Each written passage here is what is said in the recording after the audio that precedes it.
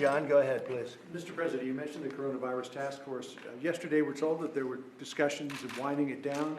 Maybe by the beginning of June. You tweeted out this morning that it will continue indefinitely.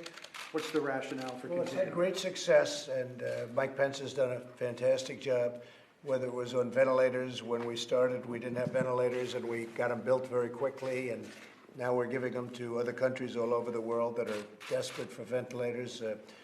There's been no person in this whole country, in our whole country, that hasn't had a ventilator if they needed it. You probably saw that. Remember, at the beginning, it was really tough. It was. And we got them built so fast. It was really an incredible mobilization. Not since World War II has anything happened with not only ventilators, but everything else. Testing is doing really well.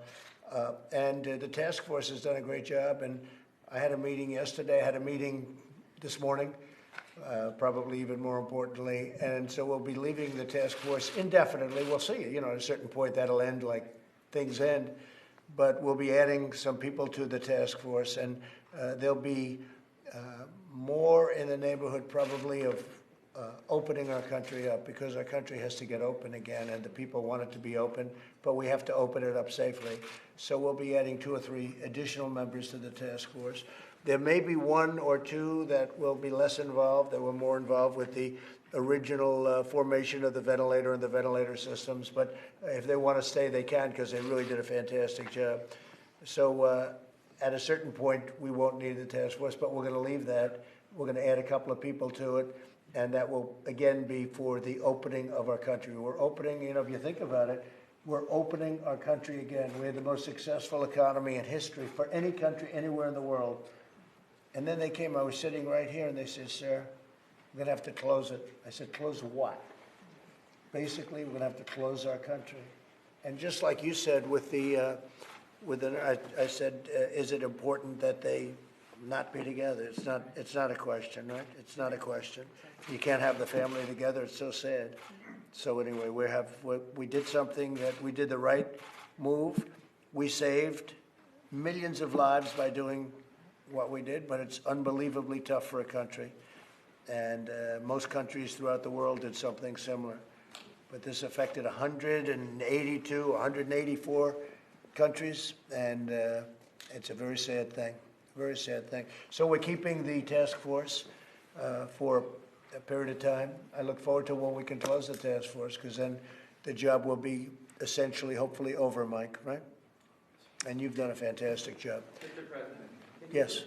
Can you explain the change between what you said yesterday about winding down the task force and Well, now I think, saying you're yeah, going to keep it? Because it is different from what you said yesterday. Well, I guess if you think we're always winding it down, but you know, it's a question of what the end point it is. But I think it is a change a little bit. I thought we could wind it down sooner, but I had no idea how popular the task force is until actually yesterday. When I started talking about winding it down, I'd get calls from very respected people saying, "I think it would be better to keep it going. It's done such a good job." It's a respected task force. It's